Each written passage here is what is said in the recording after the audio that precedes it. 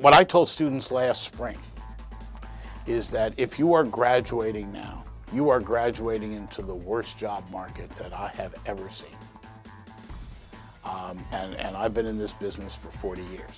What you've got to do is decide what it is you want to do and stick with it. When I graduated, it was hard to get a job. And I remember the difficulty there. The first job that I ever got canceled. Getting a job is a job. And you need to approach it that way. And you know, that's why we're doing more with workshops on how to prepare and how to prepare resumes. Contacts are so critical.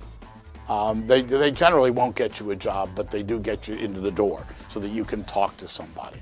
I have a student I've been working with at getting, you know, and she's really determined and she's really good, and you know, I got her an interview at a place, but she, you know, she didn't proofread her letter well enough, and that hurt. I mean, you know, you can, and I've talked about this, you can't make those kind of mistakes, not in this kind of economy. It's very, very difficult. The new numbers from this past year in 2009 are going to show a drop. I don't know how much yet, because I've just collected the numbers, I haven't looked at them. So 2009 is going to have a drop. 2008 had a drop. You know, there's only been one other year in the 16 years I've done it where there's been any drop at all. I mean, otherwise it's been a steady increase.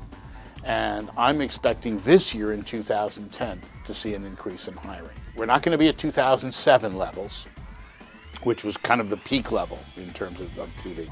But I think we're going to see an increase starting in the spring. Because right now places have shed people to the extent that you can do it. You can't do that indefinitely. What we have are stations that have cut back on staff. Staff size has shrunk.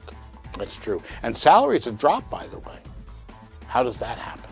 It happens because the staff that you get rid of are not the younger people coming out of school. It's the older ones who are more experienced and more expensive. Part of the problem for a lot of the people who have been let go is that they have not kept up on new media skill sets.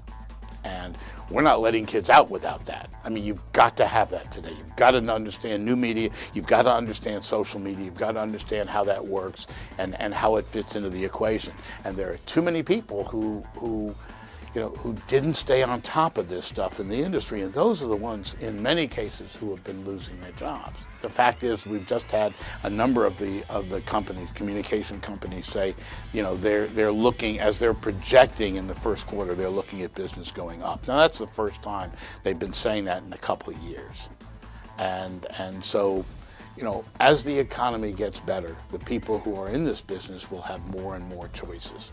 And one of the things that I tell, you know, reporters who ask me about what's happening and is what's happening in TV news parallel to what's happening in newspaper? And the answer is no, it's not. They're two different things. Newspaper faces other problems. We're seeing cuts in, you know, we're seeing smaller pages, we're seeing smaller, newspapers generally, and we're seeing some of them go out of business. That's a different issue. In television, in contrast to that, we're actually seeing more news on the air.